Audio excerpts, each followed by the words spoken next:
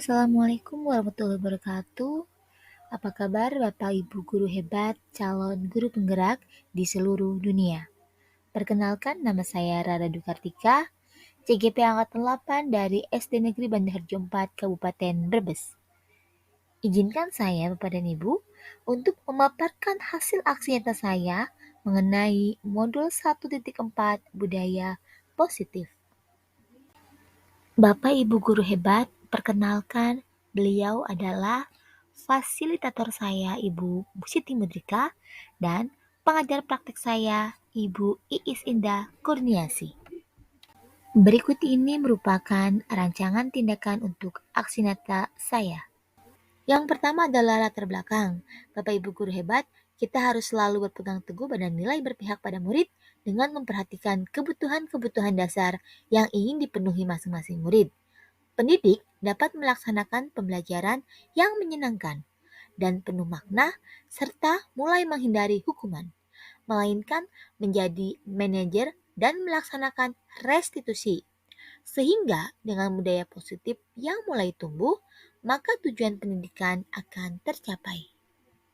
Selanjutnya, tujuan aksi nyata yang pertama adalah menumbuhkan budaya positif dengan menanamkan nilai kebajikan melalui program pembentukan keyakinan kelas.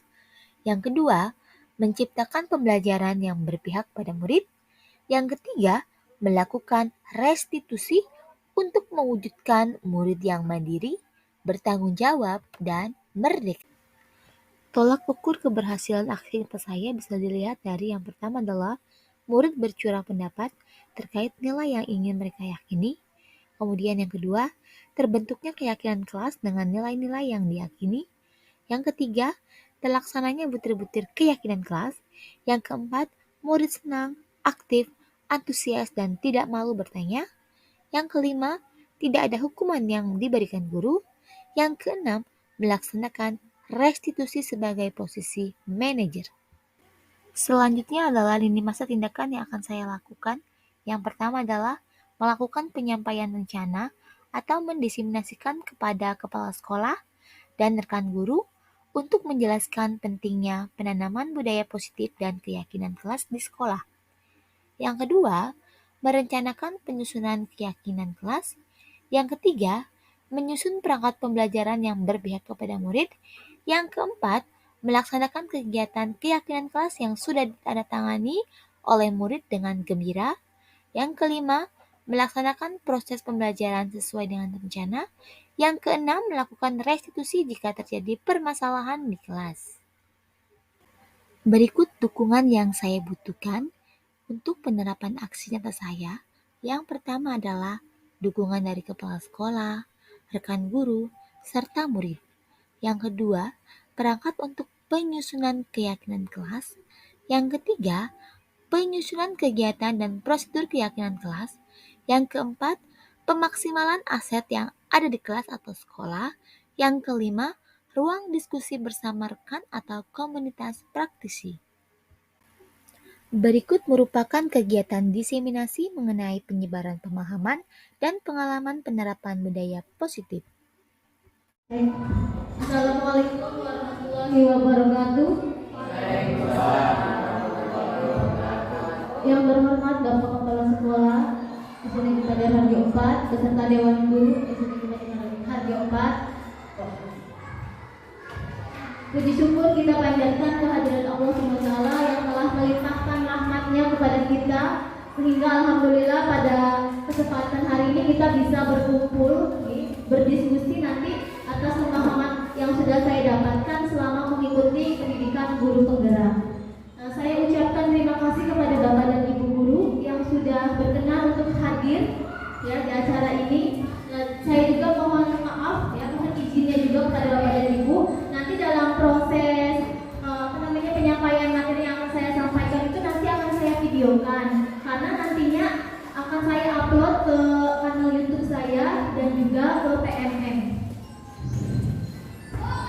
Pada kesempatan kali ini saya akan menyampaikan tentang menyebarkan pemahaman dan pengalaman penerapan budaya positif. Nah, tujuan dari kegiatan yang akan kita lakukan hari ini merupakan salah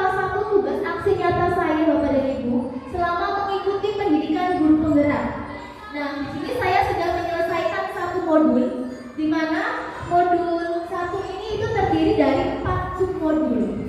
Nah, dari modul 1.1 sampai dengan 1.4, kurang lebih sudah 2 bulan lebih saya mengikuti pendidikan guru penggerak. Nah, di modul 1.4 ini saya ditugaskan untuk mengimbaskan tentang apa yang sudah saya pelajari di modul 1.4 ini mengenai budaya positif. Kemudian tentang pengalaman penerapan saya mengenai budaya positif yang ada di sekolah.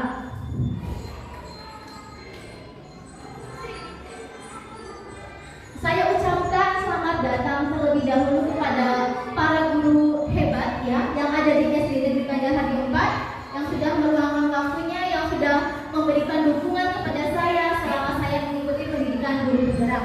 Nah, Bapak dan Ibu, mari belajar bersama, berkolaborasi, saling mendukung demi mewujudkan disiplin positif di sekolah tercinta kita ini.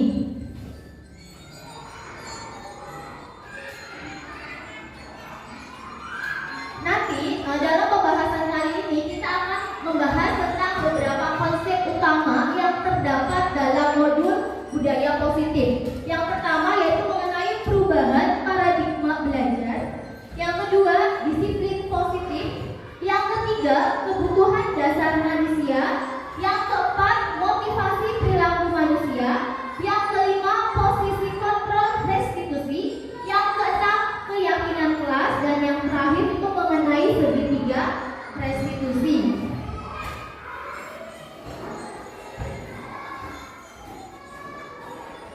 Kita masuk kepada pembelajaran yang pertama yaitu mengenai pembelajaran dengan perubahan paradigma baru, Bapak dan Ibu. Pembelajaran paradigma baru ini dirancang berdasarkan prinsip pembelajaran yang terdiferensiasi sehingga setiap siswa itu belajar sesuai dengan kebutuhan dari tahap perkembangannya untuk mewujudkan profil pelajar Pancasila. Nah, yang sudah kita ketahui sekarang sudah digembar-gemborkan di Bapak dan Ibu untuk kurikulum merdeka itu sudah menggembar-gemborkan tentang profil pelajar Pancasila. Nah, yang kita ketahui juga kita biasanya dalam pembelajaran itu masih bersifat klasikal, Bapak dan Ibu. Nah, klasikal di sini dalam artian kita tidak melihat ya perubahan atau yang dimiliki dari siswa itu apa saja ya. Setiap siswa itu memiliki kemampuan yang berbeda-beda.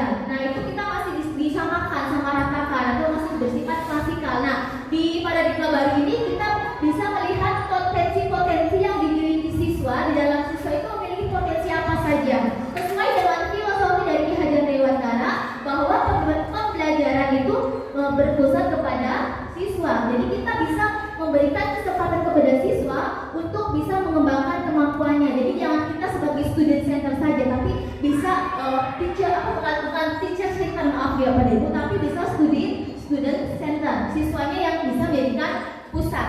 Nah, untuk mewujudkan profil pelajar Pancasila itu ada 6 elemen. Bapak dan Ibu masih ingat apa saja? Berakhlak mulia, berakhlak mulia, terus berkebinekaan, gotong royong, kreatif, mandiri. Kita lihat kendala kritis yang kita yang pertama adalah ada beriman, bertakwa kepada Tuhan yang Maha Esa dan berakhlak mulia. Kemudian ada berkebinekaan global, bergotong royong, kreatif, bernalar kritis, dan juga mandiri. Nah, keenam profil pelajar Pancasila ini kita harus bisa mewujudkannya bersama siswa-siswa kita. Dengan apa? Dengan mencapai visi yang sudah kita buat, yang sudah kita rancang bersama untuk sekolah kita, untuk anak didik kita di masa yang akan datang. Ini mengenai perubahan dengan paradigma baru. Kita masuk kepada disiplin positif, Bapak dan Ibu. Dalam budaya kita, makna kata disiplin itu dimaknai dengan menjadi sesuatu yang dilakukan seseorang pada orang lain untuk mendapatkan kepatuhan. Kita cenderung menghubungkan kata disiplin dengan ketidaknyamanan, Bapak dan Ibu. Biasanya kalau anak disiplin berarti kan dia harus begini-begini. Nah, itu anak biasanya kurang nyaman. Nah, sebagai pendidik, tujuan kita adalah menciptakan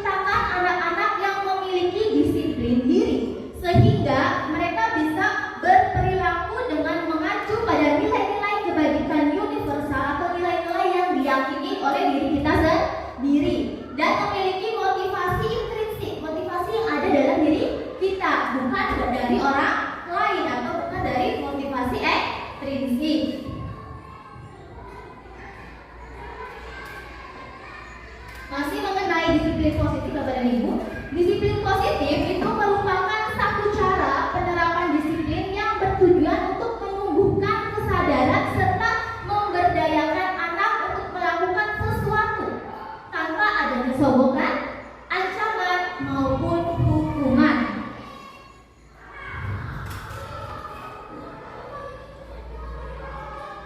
Nah, ini kita masuk ke disiplin Bapak dan Ibu. Disiplin di sini kan setiap manusia itu memiliki kebutuhan dasar yang ada dalam diri mereka sendiri. Nah, ada kebutuhan apa saja di dalamnya? Ini ada kebutuhan bertahan hidup. Kira-kira berkaitan dengan apa Bapak dan Ibu? Kalau bertahan hidup itu berarti berkaitan dengan apa? Iya, betul Pak. Dengan makan, pakaian, empat, tinggal atau kebutuhan sandang. Oke, yang pokok, iya betul. Nah, ini tadi sudah betul ya. Berkaitan dengan sifat fisiologis, diantaranya yaitu adalah butuh makan, ya, tempat untuk berlindung atau rumah. Selanjutnya kasih sayang dan rasa diterima. Anak-anak itu butuh kasih sayang, butuh rasa diterima. Mereka pasti akan mencari perhatian, ya. Mereka kalau ingin disayang, pasti kan mereka mencari perhatian kepada gurunya Bapak dan Ibu. Dengan misalnya gelendoting di Bapak dan Ibu kalau kelas rendah, ya. Atau mungkin ada yang tidak mau menulis, maunya didekati oleh Bapak dan Ibu baru dia mau menulis. Itu kasih sayang dan kita membutuhkan rasa diterima. Ini berkaitan dengan psikologis, kasih sayang dan rasa diterima oleh orang lain. Misalnya kita melihat siswa yang caper karena dia butuh kasih sayang dari Bapak dan Ibu.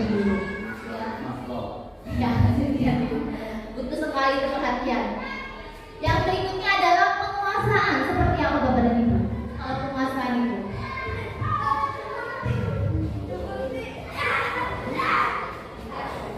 gimana? Yang berkaitan dengan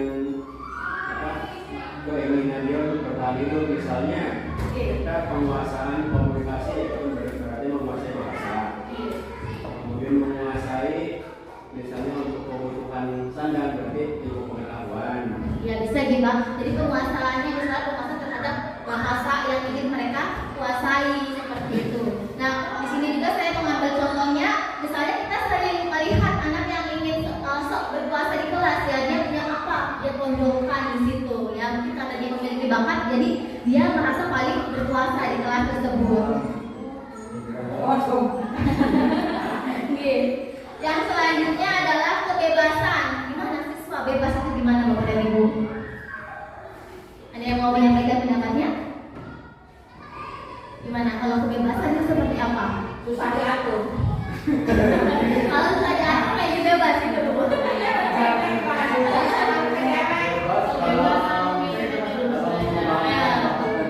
Ya betul, bisa boleh. Terima kasih dipegang Pak Usin. Kebebasan untuk bisa mengembangkan kemampuan yang ada di dalam diri mereka sendiri, ya, kemampuan untuk mengembangkan minat bakat yang mereka inginkan. Jadi kita sebagai guru jangan kamu harus gini, ya kita berikan kesempatan kepada siswa mereka ingin apa. Coba kita gantian, kita mengikuti keinginan siswa maunya seperti apa. Yang penting masih ke jalur yang positif.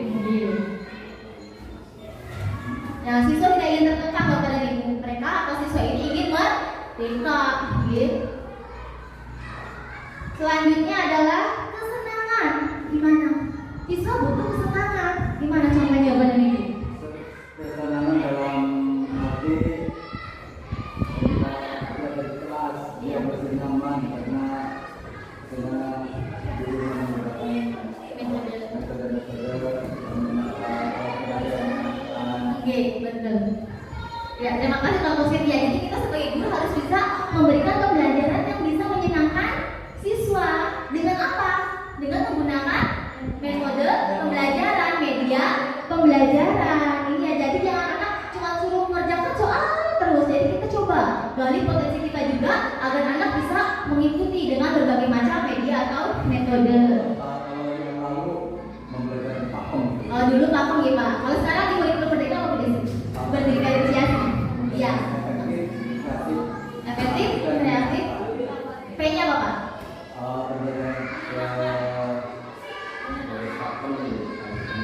Pembelajaran yang Pembelajaran aktif,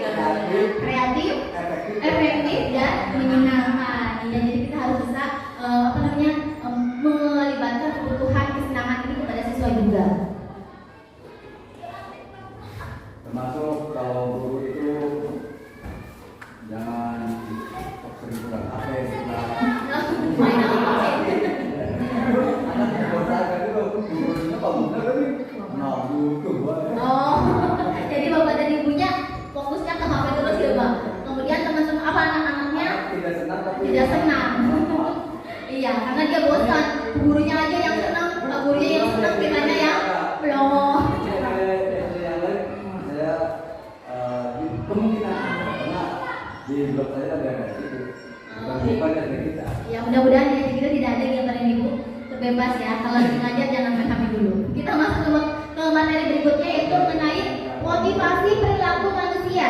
Motivasi merupakan dorongan yang timbul pada diri seseorang secara sadar atau tidak sadar untuk melakukan suatu tindakan dengan tujuan tertentu. Nah ini ada Diana Gosling, dia menyatakan ada 3 motivasi perilaku manusia.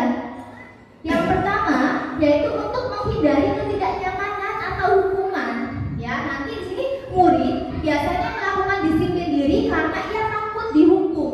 Ya ada kan, misalnya takut dihukum, berangkatnya pagi, misalnya takut dihukum mengerjakan PR. Nah ini motivasinya berarti masih ke menghindari ketidaknyamanan atau hukuman. Nah ini motivasi seperti ini itu merupakan motivasi yang dari luar atau ekstrinsik karena bukan muncul dari dalam diri mereka ya. Yang berikutnya adalah untuk mendapatkan imbalan atau penghargaan dari orang lain.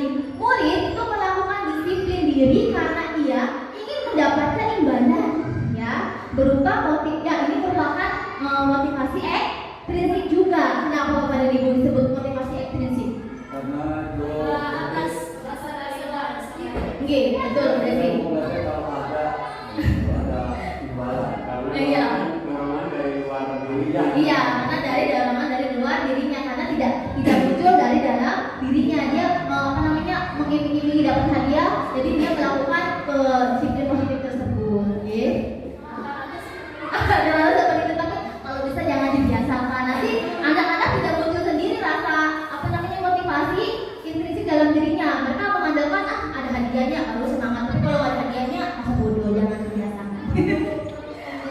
Iya, baru kebiasaan. Boleh kasih hadiah tapi jangan sering-sering, nanti uangnya gurih juga.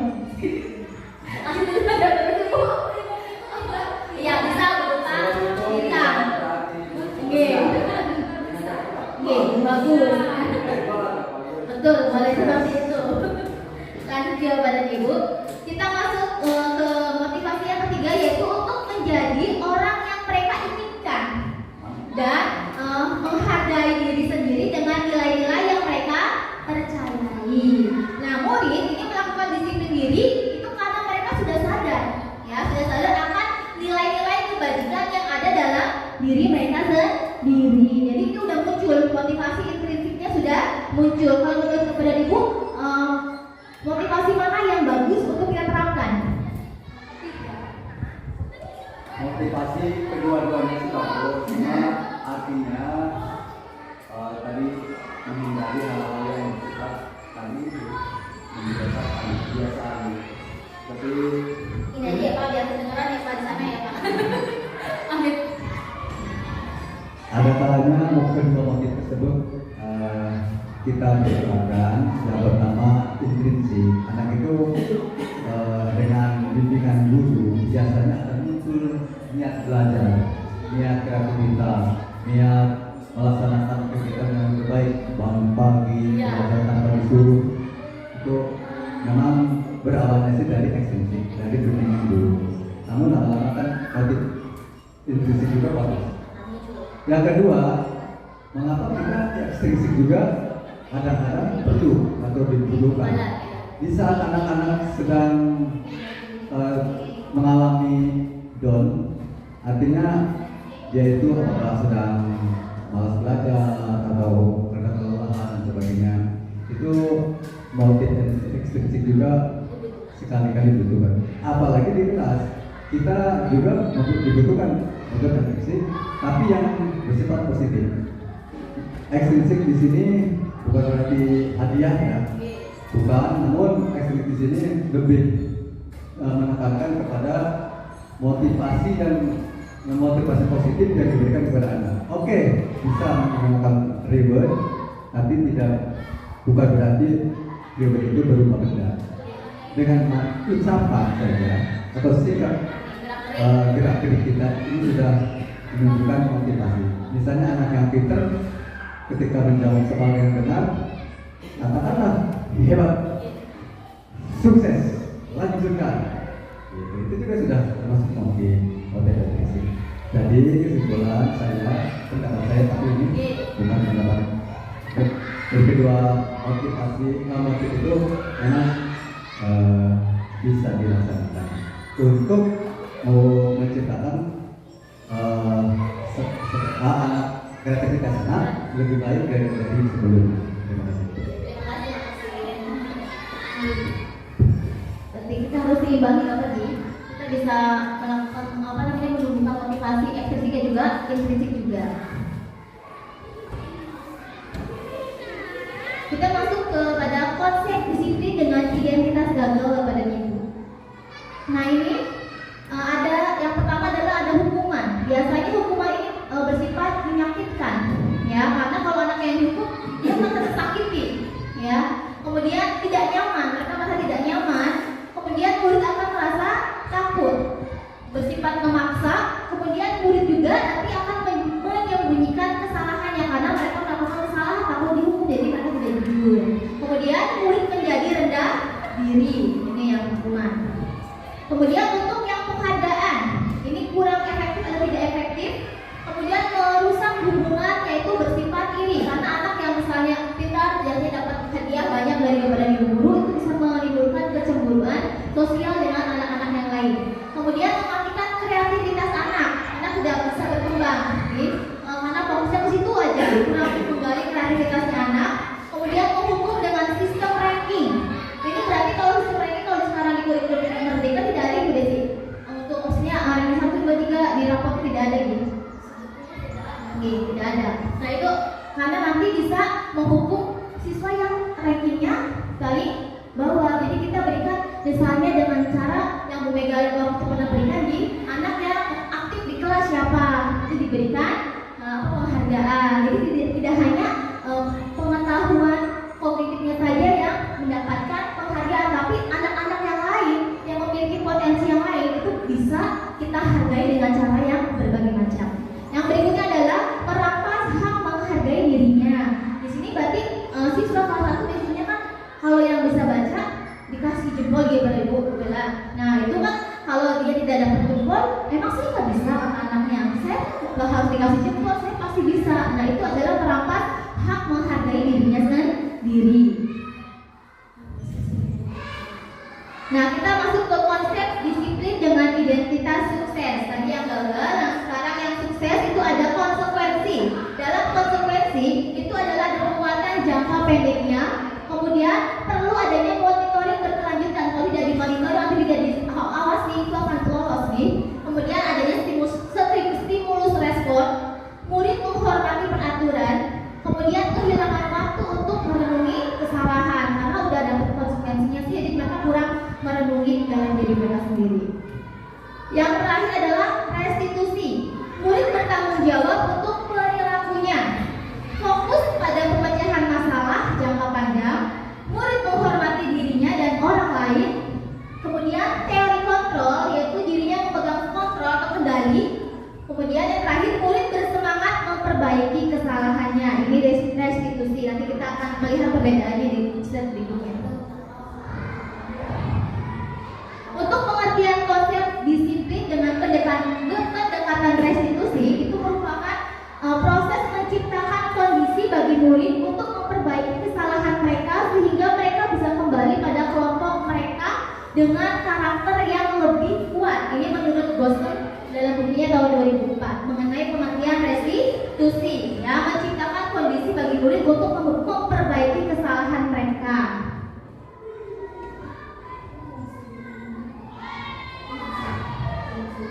Ini ciri-ciri konsep disiplin pendekatan restitusi Bapak dan Ibu.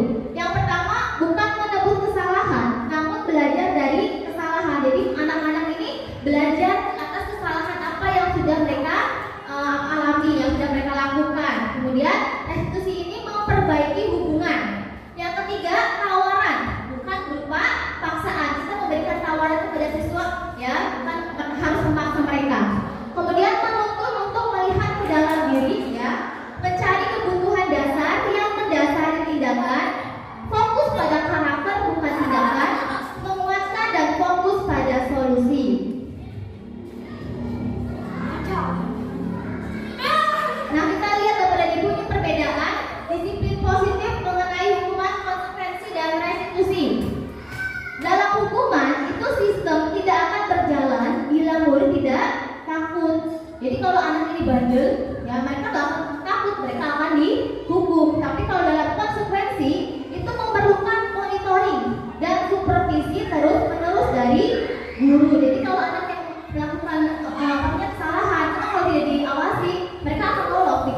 Tapi kalau kita mengawasi mereka, itu bisa kita lanjutkan. Oke. Yang berikutnya adalah restitusi. Dalam restitusi itu murid belajar bertanggung jawab untuk perilakunya. Mereka mempertanggungjawabkan apa yang telah mereka lakukan. Kemudian dalam hukuman mendorong menyalahkan diri.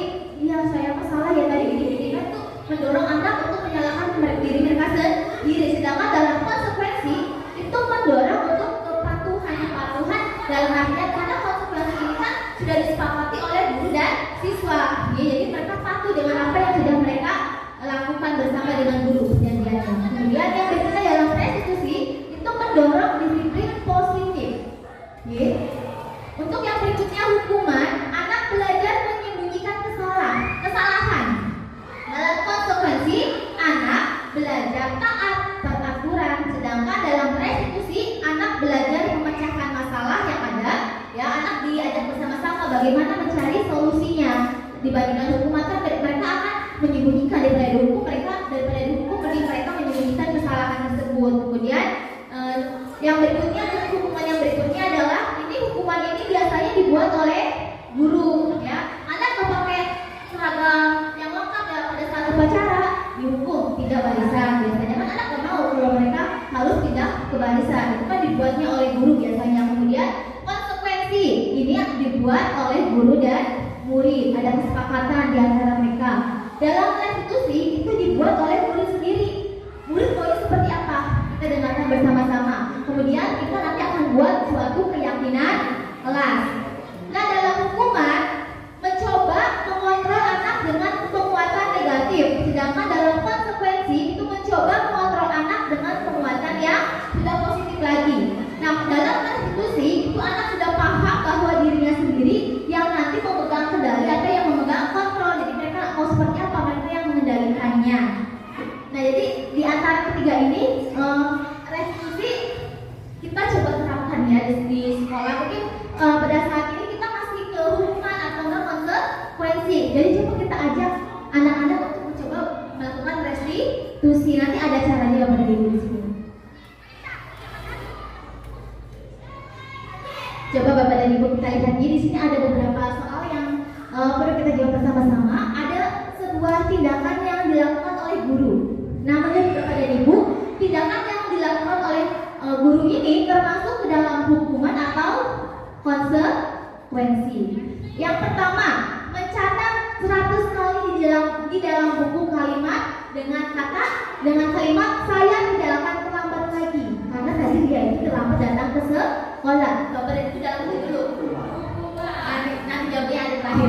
Jawab dulu ya Pak Ibu. Coba disiapkan dulu jawabannya apa. Nanti betulnya betul berapa ya, kita lihat. Yang kedua, lari mengelilingi lapangan basket 2 kali karena terlambat hadir.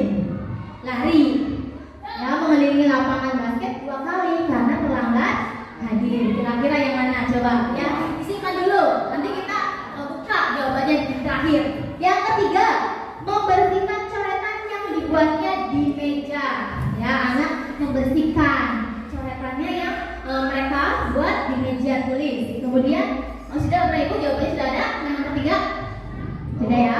Yang keempat, murid diminta untuk push up 15 kali karena tidak menggunakan masker ke sekolah. Nggak gunain masker, suruh push up. Nah, kira-kira hukuman atau konsekuensi. Yang berikutnya, menggantikan kertas tugas teman yang telah dicoret-coret. Ya, digantiin kertasnya karena sudah dicoret-coret oleh temannya tadi. Yang terakhir, murid diminta bertelanjang kaki sepanjang hari karena tidak menggunakan sepatu warna hitam sesuai dengan peraturan. Kira-kira sudah semua Bapak Ibu? Ya, coba kita lihat bersama-sama jawabannya. Ya, ini. Yang pertama, mencatat 100 kali di dalam buku kalimat, yaitu saya tidak akan terlambat lagi karena dia itu terlambat ke sekolah. Kenapa konsekuensi? Kenapa?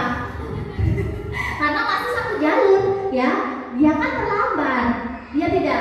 Dia terlambat. Jadi dia konsekuensinya apa? Menuliskan kata-kata tidak akan terlambat. Biasanya kalau hukuman ini Bapak dan Ibu bersifatnya berupa fisik. Betul. Nah, kalau yang nomor 1 konsekuensi. Yang berikutnya lari mengelilingi lapangan.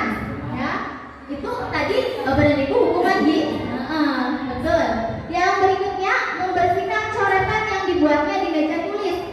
Ya, itu karena sudah ada kesepakatan mungkin di kelas tadi. Mereka mencoret-coret berarti harus membersihkannya, ya, konsekuensi.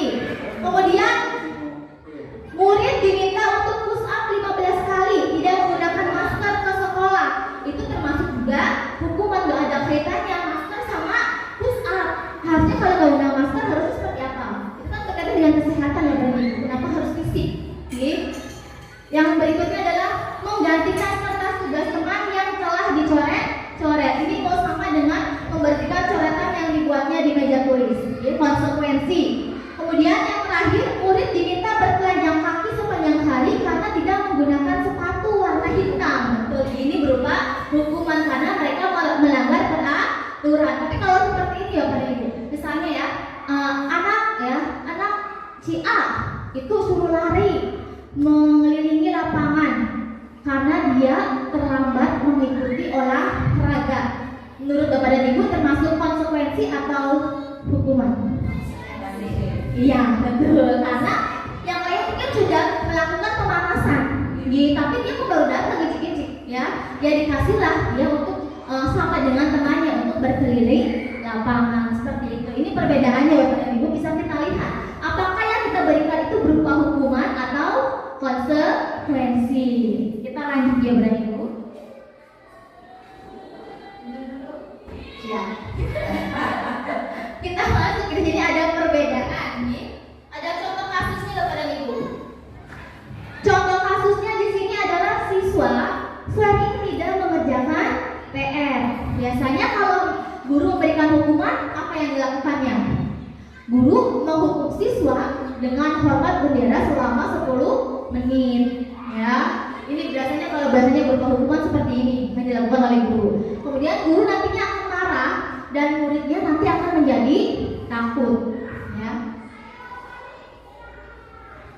Kalau konsekuensi, ini yang dilakukan guru adalah guru memberikan konsekuensi untuk mengerjakan PR-nya. Ya, siswa kan tidak mengerjakan PR tidak langsung dihukum, tapi dia diberikan kesempatan. Coba kamu kerjakan nanti pada saat dia istirahat, atau coba kamu kerjakan nanti sebanyak 3 kali lipat. Kamu tidak mengerjakan, jadi kamu kerjakan lebih banyak dibandingkan dengan teman-temannya. Ini konsekuensi. Kemudian guru tegas, harus tegas, dan siswa nantinya akan menghormati peraturan tersebut. Kita masuk ke restitusi. Ini restitusi, guru menanyakan, nantinya guru akan menanyakan keyakinan kelas yang sudah dibuat di dalam kelas, ya, dan membantu siswa menyelesaikan masalahnya. Nanti guru di sini akan terbuka dan siswa akan menghormati dirinya dan orang lain. Nih, yang akan dilakukan oleh hukuman, konsekuensi, dan restitusi. Ini perbedaannya.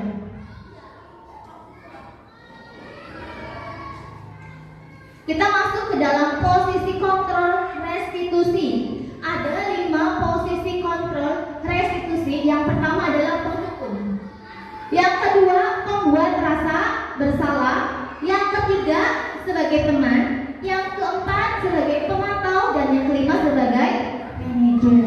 Kalau kita mau tanya Bapak Ibu, dari 5 posisi kontrol yang ada di sini, kira-kira Bapak Ibu biasanya melakukan kegiatan posisi kontrol yang ada di kelas? Sudah dalam tahap mana? Sudah semua, sudah sampai ke tahap manajer.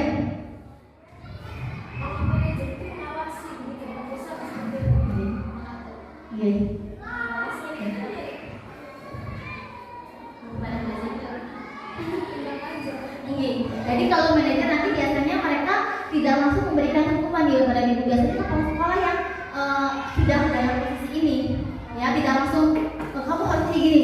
Kan ada bagiannya masing-masing, ya. Kita akan bahas satu persatu pada ibu. Nah, ini dulu contoh penerapan 5 posisi kontrol. Di sini ada kasusnya, siswa tidak memakai atribut lengkap saat upacara bendera. Nah, untuk si tadi yang pertama adalah posisi kontrol penghukum, ya. Yang mereka lakukan apa biasanya? Mengatakan ini, patuhi aturan sekolah. lalu berdiri sana, ya, di luar barisan. Ini biasanya hukum memberikan kata-kata yang seperti ini, ya. Nah, kalau kita dalam posisi pembuat rasa bersalah, nanti akan menanyakan berapa kali guru harus memberitahu kamu, ya, guru kecewa sama kamu. Ya, ini berarti kita sudah dalam posisi pembuat rasa bersalah karena kita memojokkan siswanya, ya. Kemudian kalau teman, bagaimana teman mengatakannya? Nah, kalau kita sebagai teman, kita pasti akan bilang, ayolah, ya, yang tertib, buat guru bangga. Kali ini tidak apa-apa kamu salah, nanti lain kali nggak boleh ya. Jadi kita seperti teman dengan mereka sendiri, dengan anak-anak, ya. Kita mengajak seperti halnya dengan teman mengobrolnya. Ayo, ya. Ini masih dalam posisi teman. Kemudian kalau dalam posisi pemantau, ini yang dikatakan adalah kamu sudah melanggar apa peraturan dan konsekuensinya. Jadi kamu sudah melanggar apa, ya, konsekuensinya apa? Menanyakan dulu, bukan langsung menghukum atau langsung menghadapnya. Sedangkan dalam posisi manajer, yang dikatakan adalah apakah kamu tahu kesalahanmu? Kira-kira bagaimana kamu akan memperbaiki kesalahan ini? Jadi biasanya yang sudah dalam posisi manajer, mereka menanyakan lebih lanjut, kenapa sih kamu gini halus lagi, gitu. Nah, ini kelihatan tidak Bapak dan Ibu. Sama seperti tadi halnya, ya, cuma ini dibuat tabel. Ini kita lihat aja gini. Ini sama seperti tadi, ini tabelnya. Nah, coba ini ada sebuah kalimat. Kira-kira Bapak dan Ibu kalau saat mengatakan hal seperti ini, berarti Bapak dan Ibu sudah ada dalam posisi yang mana? Penghukumkah, pembuat rasa bersalahkah, teman, pemantau, atau manajer? Kita lihat yang pertama. Saya kecewa sekali dengan kamu. Coba ya, nanti terakhir jawabannya. Sama seperti tadi Bapak dan Ibu, ya. Jawab dulu ya dalam hatinya. Kira-kira yang nomor 1, saya kecewa sekali dengan kamu. Ya, itu sebagai penghukum atau pembuat rasa bersalah ataupun manajer. Yang kedua, kamu tidak pernah benar melakukannya. Kamu tidak pernah benar melakukannya. Ya, sudah jawabannya sudah Bapak dan Ibu. Kalau mau di HP ditulis juga nggak apa-apa, tinggal hitung beliau berapa. Ya, yang berikutnya adalah ayolah lakukan demi saya ya. Nah, itu mana? Ya. Yang berikutnya, bagaimana kamu bisa menyelesaikan masalah ini? Bagaimana kamu bisa menyelesaikan masalah ini? Bagaimana? Ya. Yang berikutnya, kamu selalu yang paling terakhir. Kamu selalu yang paling terakhir. Kira-kira proses kontrolnya yang mana? Oke. Yang berikutnya, kamu tidak akan mendapatkan bintang bila tidak menyelesaikan tugas ini ya. Kamu tidak akan mendapatkan bintang bila tidak menyelesaikan tugas ini ya. Nah, kira-kira yang mana Bapak dan Ibu? Nah, ya, coba kita lagi. Yang berikutnya, berapa kali sih saya sudah mengatakan kepada kamu? Berapa kali sih? Ya, ekspresinya juga harus diperlihatkan ya. Kemudian, kamu tidak akan pernah berhasil dalam kehidupan ini. Apa rencana untuk menyelesaikan masalah ini? Ya, kira-kira yang mana? Coba kita lihat. Yang pertama itu adalah sebagai pembuat rasa bersalah atau pembuat rasa bersalah. Saya kecewa sekali dengan kamu. Kan kalau gitu anak jadi ya saya salah ya, gitu kan. Berarti membuat rasa bersalah pada siswa. Kemudian yang berikutnya, kamu tidak pernah benar melakukannya. Udah langsung menjudge ya. Berarti itu sebagai penghukum. Ayolah lakukan demi saya. Ini berarti guru udah sebagai teman. Bagaimana kamu bisa menyelesaikan masalah ini? Ini sudah dalam posisi manajer. Kamu selalu yang paling terakhir. Ya udah ketahuan ya. Ditunjuk-tunjuk lagi. Ini sebagai penghukum. Kemudian kamu tidak akan mendapatkan bintang bila tidak menyelesaikan tugas ini ya. Jadi dia memantau. Kalau kamu lihat anak-anak yang tidak berisik, yang berisik siapa, ya yang tidak mengajarkan siapa, kan lihat dulu nanti kalau mereka melakukan kesalahan disambri dan mengatakan hal ini. Itu memantau. Kemudian yang berikutnya adalah berapa kali sih saya sudah mengatakan kepada kamu? Nah, ini adalah sebagai pembuat rasa bersalah. Yang berikutnya, kamu tidak akan pernah berhasil dalam kehidupan ini. Ya belum kamu udah dibilang kayak gitu. Ya sudah menghukum anak dengan kata-kata yang negatif. Kemudian yang berikutnya, apa rencana untuk menyelesaikan masalah ini? ini sudah dalam posisi manajer ya. Jadi ini yang bisa dilakukan guru dan dalam posisi kontrolnya sebagai apa kita akan menghadapi masalah dengan siswa.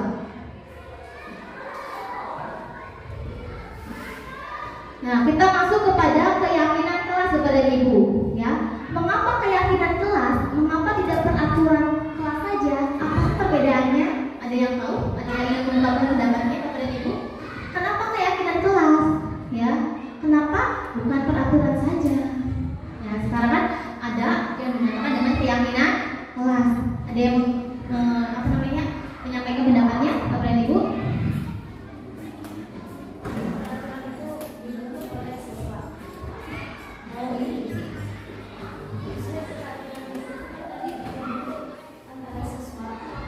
Konsekuensi.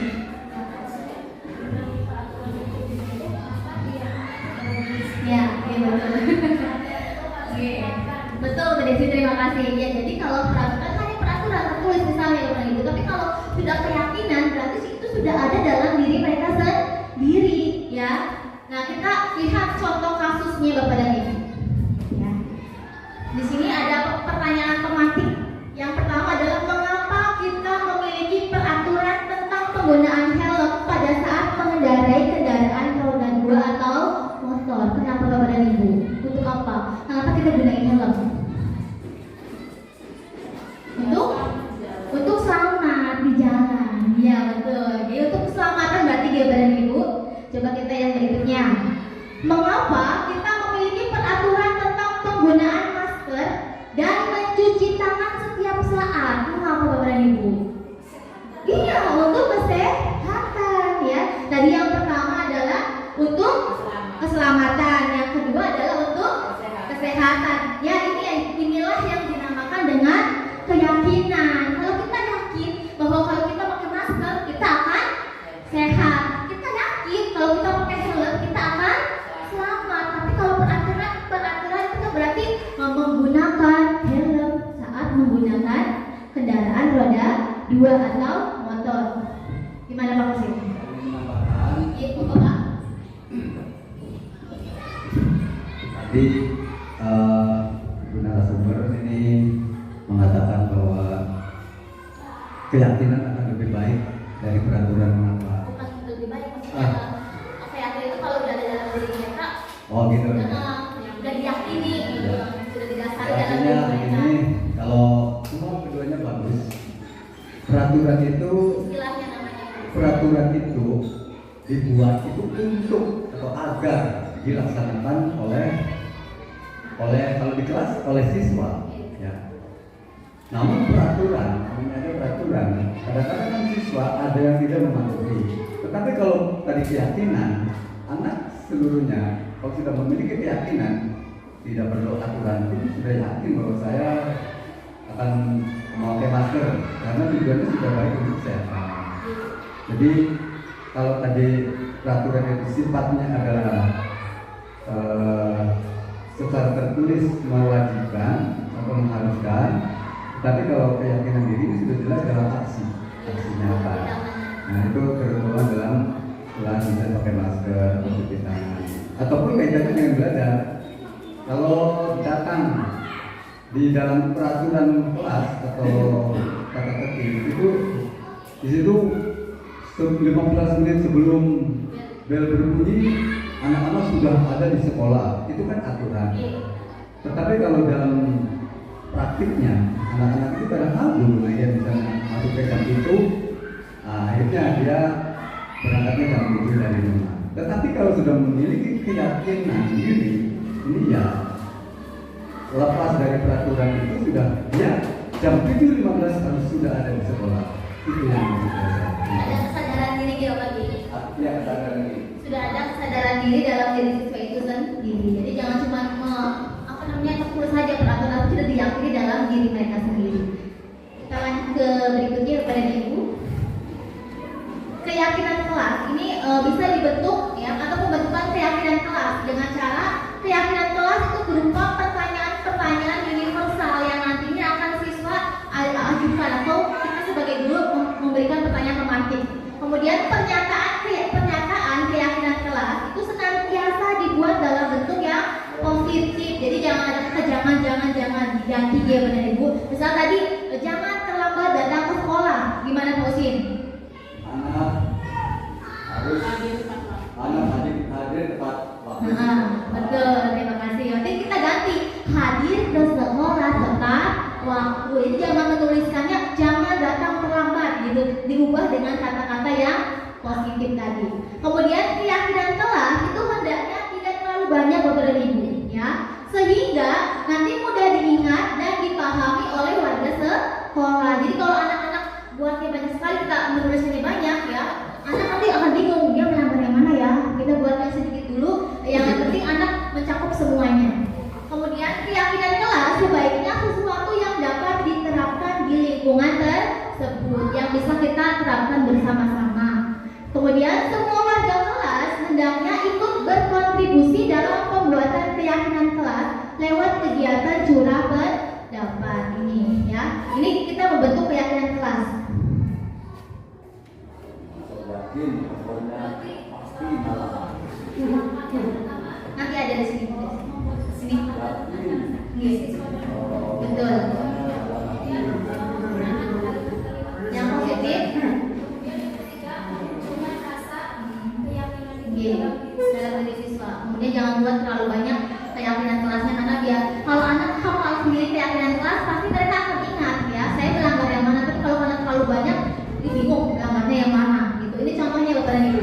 Kegiatan pembuatan keyakinan kelas yang sudah saya lakukan di kelas 2. Ya, ini saya lakukan bersama siswa untuk membuat sebuah keyakinan kelas. Ada videonya, tapi saya ini ditampilkan dalam slide-nya dulu.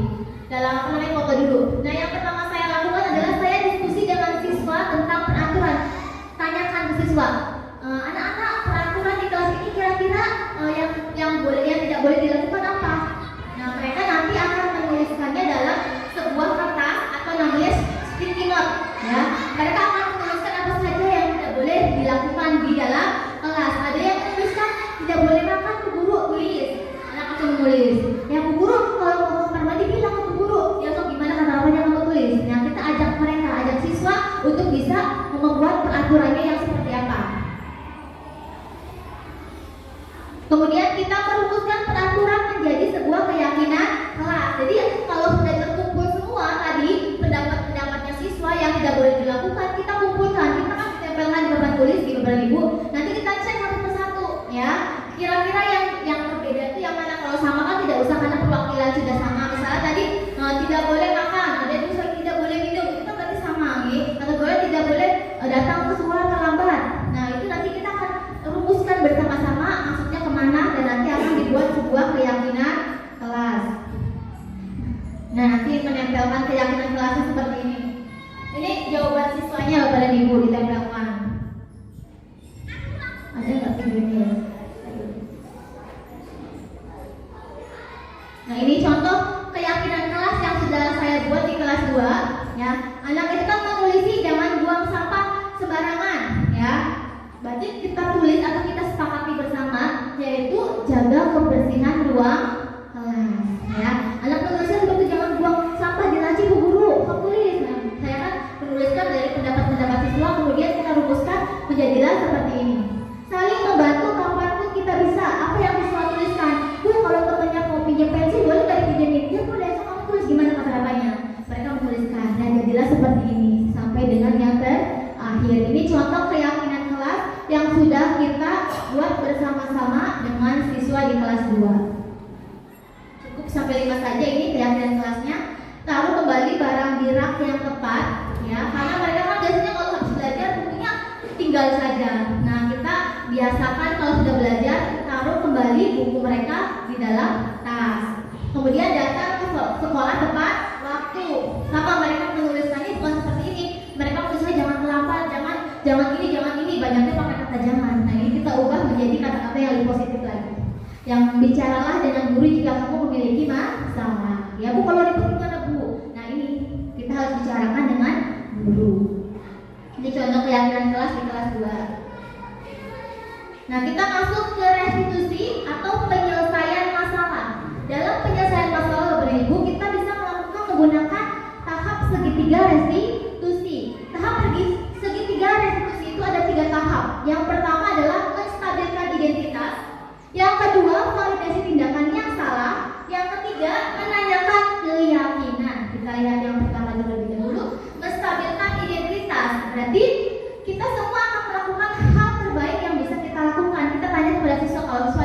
melakukan kesalahan, kita stabilkan dulu ya masalah yang mereka hadapi. Kita ikut merasakan apa yang mereka rasakan. Ya udah, kamu guru juga tahu sudah pernah melakukan seperti itu. Guru juga Pak, kalau misalnya di senggol atau di apa juga marah. Kita ikut merasakan, stabilkan dulu ya, biar mereka tidak meluapkan emosi yang berkelanjutan.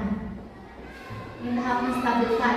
Nah, ini kita yang dikatakan biasanya ini, setiap orang pasti pernah melakukan kesalahan. Kita jangan kamu aja, guru juga pernah. Ya, ini kata-kata yang bisa diajukan dalam menstabilkan identitas. Yang berikutnya, kamu bukan satu-satunya yang pernah melakukan kesalahan ini. Ini maksudnya dalam tahap menstabilkan identitas. Jadi masih kita ikut merasakan apa yang siswa rasakan. Kita masuk ke tahap yang kedua, yaitu validasi tindakan yang salah ya. Nah, semua perilaku itu pasti memiliki alasan. Kenapa anak melakukan seperti itu? Ya, pasti ada alasannya. Ya, ini yang ditanyakan pada tahap validasi tindakan yang salah. Adakah cara yang lebih efektif untuk mendapatkan apa yang kamu butuhkan? Ya, kita tanyakan dulu. Kemudian kamu tetap punya alasan mengapa melakukan ini. Nah, ini yang ditanyakan pada tahap validasi tindakan. Yang terakhir, nah, menanyakan keyakinan. Ya, kita semua memiliki motivasi internal dan kita sudah membuat keyakinan di dalam kelas. Kita kembalikan lagi kepada siswa. Kamu melanggar keyakinan yang mana? Ya, setelah tahap menstabilkan, validasi, kemudian kita menanyakan kembali keyakinan kelas apa yang telah kamu sepakati. Ya, kemudian kamu ingin menjadi orang seperti apa? Jadi kita kembalikan lagi kepada kesepakatan atau keyakinan kelas yang sudah siswa buat di kelas. Ya, ini adalah beberapa tahap penyelesaian masalah berdasarkan segitiga restitusi. Nah, ini ada contohnya Bapak Ibu yang sudah saya lakukan bersama siswa. Pada saat itu di sini ada Anita sama Jasmine, di mana Jasmine ini tidak sengaja menjatuhkan botol minumnya Anita dan kemudian botol minumnya itu sampai pecah. Nah, bagaimana kita sebagai seorang guru menyelesaikan masalah dengan cara segitiga restitusi? Ini yang bisa kita lakukan dengan mengajukan pertanyaan-pertanyaan yang contohnya seperti ini. Halo Jasmine, halo Anita, bagaimana kabarnya? Kenapa kuliah menyebut dan apa? Coba dengan guru, tapi kalau guru dapat informasi dari teman saya. Memang guru di sini mendapatkan metode saya, bahasa tulisannya, seperti itu ya sih. Dan guru saya belajar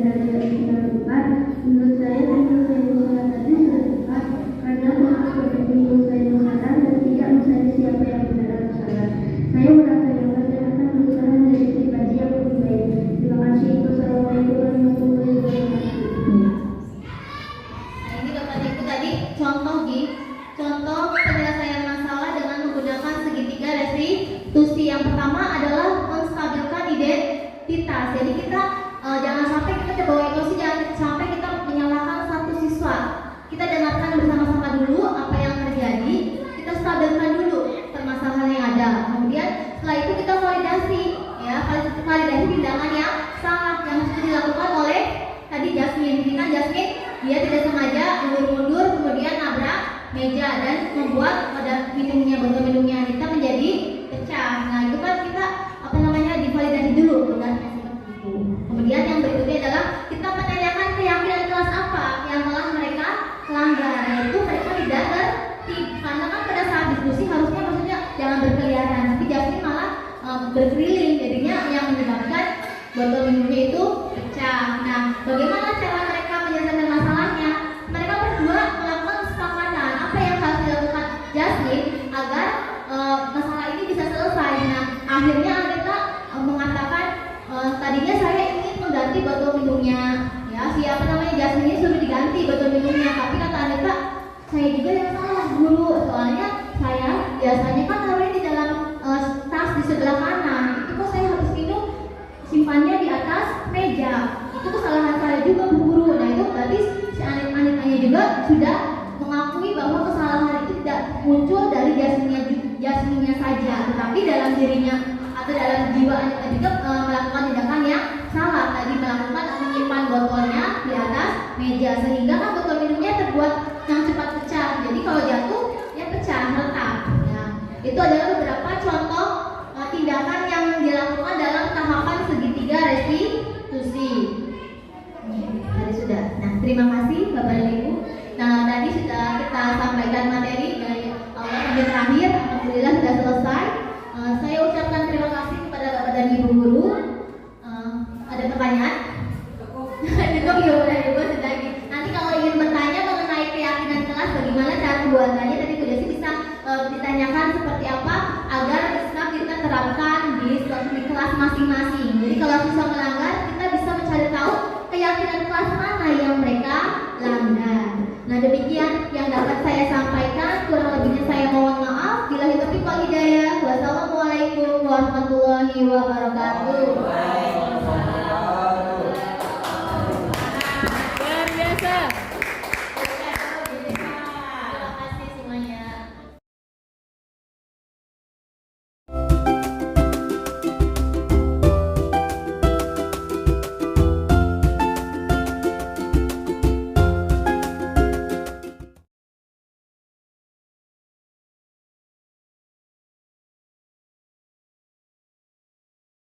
Paham ya? Paham? Nanti kamu ambil satu kasih ke temennya.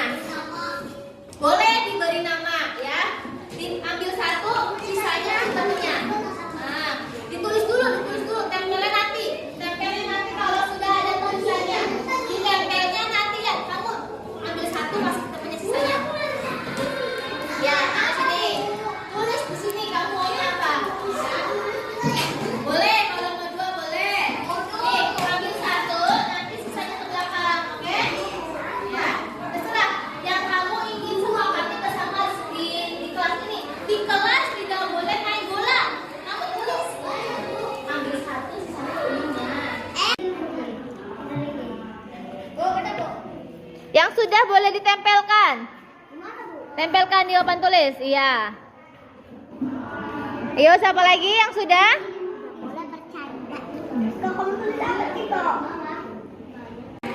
Ayo, mana udah buat? Tidak boleh makan dan minum. Ini apa? Jangan sama ya. Ayo coba yang lainnya kata-katanya.